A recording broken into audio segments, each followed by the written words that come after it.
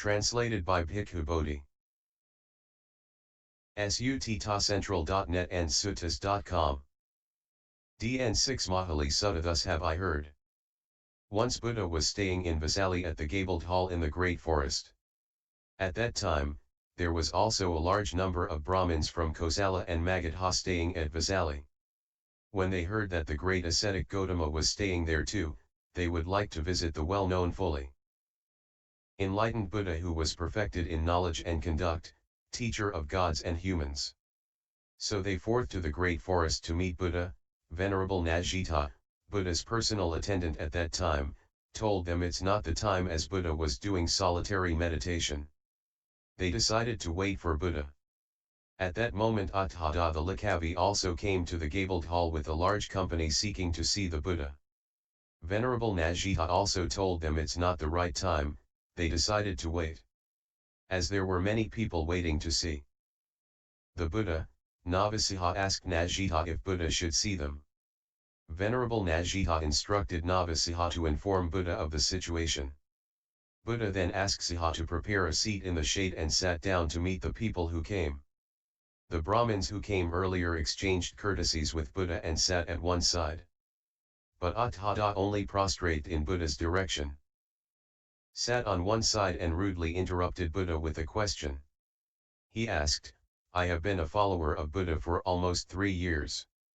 I have seen heavenly sights, pleasant, delightful, enticing, but I have not heard any heavenly sounds that were pleasant, delightful, enticing. So are there any such heavenly sounds, which Sunakata cannot hear, or are there not? Sunakata the Likavi is well known for rejecting Buddha in Sutta 24 because Buddha did not perform miracles or teach the beginning of things. Sunakata also expressed admiration for dubious ascetics. Buddha replied, yes, there are such sounds, Mahali. Then Mahali persisted and asked why Sunakata could not hear them. The Buddhas explained with regards to the different spiritual practices and the attainments as a result. In short, Buddha explained that there are 2 types of samadhi, concentration, one-sided and two-sided. The ascetic who only has one-sided samadhi, can only see heavenly sights or hear heavenly sounds, which means they do not experience both. But an ascetic who has two-sided samadhi, both heavenly sights and heavenly sounds are experienced. Then Mahali asked if it is for the attainment of such psychic powers that monks lead this holy life under Buddha. Buddha replied, no Mahali, there are other things that are higher and more perfect than these psychic attainments and stages of samadhi which lead the monks to live this ascetic lives. Buddha then explained to Mahali what is higher and more perfect using the stages of enlightenment. He told Mahali, when a monk have abandoned the 3 fetters, belief in self, skeptical doubt, and obsessed with rites and rituals, he becomes a stream winner, Sotapanna. A Sotapanna will enlighten within 7 rebirths when the 3 fetters were overcome. A stream winner who has abandoned the 3 fetters and reduced his greed, hatred, and delusion, 3 evil roots, becomes a once returner, Sakadagami. A Sakadagami will only be reborn as a human being once more before enlightenment. A monk who has abandoned the lower 5 fetters will have a spontaneous rebirth in the higher realm, Deva realm, without returning to the human realm followed by enlightenment. This is a non-returner. Anagami. Finally, a monk who has extinguished the corruptions, cravings for sensual pleasures, existence and non-existence, experiences the uncorrupted deliverance of mind, gained wisdom, realized by his own insight. Having achieved all these, he becomes an Arahant, a truly enlightened one. Then Mahali asked Buddha what's the path or method to achieve these stages of enlightenment. Buddha replied, it is the noble eightfold path which comprise of right view, right thought, right speech, right action, right livelihood, right effort, right mindfulness and right concentration. This is the path, the way to the realization of these stages of enlightenment. Buddha then told Tathágata that when he was staying in Gosita Park, in Kosumbi, he met 2 wanderers called Mandisa and Jalila. The 2 wanderers asked the Buddha, is the soul the same as the body, or is the soul one thing and the body another?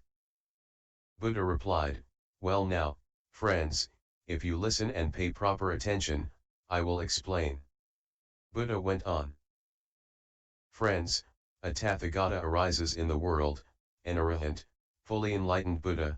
He has realized the Four Noble Truths and discovered the Noble Eightfold Path by himself, endowed with wisdom and conduct, welfarer, knower of the worlds. He knows the arising, the cessation and the means to the cessation of the worlds, incomparable trainer of men to be tamed.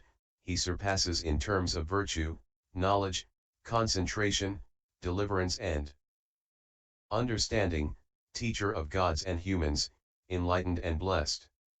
He, having realized it by his own super-knowledge, preaches the Dhamma, which is lovely in its beginning, lovely in its middle, lovely in its ending, in the spirit and in the letter, and displays the fully perfected and purified holy life. A disciple will go forth and practices the moralities, watching his speech, thoughts, and actions. Because of his morality, sila, he sees no danger anywhere. He experiences a blameless bliss that comes from maintaining this Aryan morality. In this way, he is perfected in morality as if he were freed from debt, from sickness, from any bonds, from slavery, and from the perils of the desert. Guarding his sense doors, he is detached from sense desires, detached from unwholesome states. He enters and remains in the first jhana such that there is no spot in his entire body that is untouched by this delight and joy born of detachment. Then the disciple attains the second jhana, the third jhana and fourth jhana. With continuous practicing, the disciple develops insights and wisdom. He understands the cessation of suffering, the path leading to the cessation of suffering. There is no more rebirth. The Buddha's answer is subtle. I do not say that the soul is either the same as or different from the body. The Buddha does not want to give a definite answer, as this question is one of the 10 questions that he will not answer, as it is meaningless to pursue the answer for some questions, and also he does not want his disciple to interpret the answer wrongly and have a wrong understanding. After this discourse, Tathágata rejoiced at Buddha's words. In summary, this sutta is trying to tell us not to work on achieving psychic powers but rather work on perfecting our morality and training to walk the Noble Eightfold Path, which will lead to the realization and end the suffering. By WHH. References: 1. www.accesstoinsight.org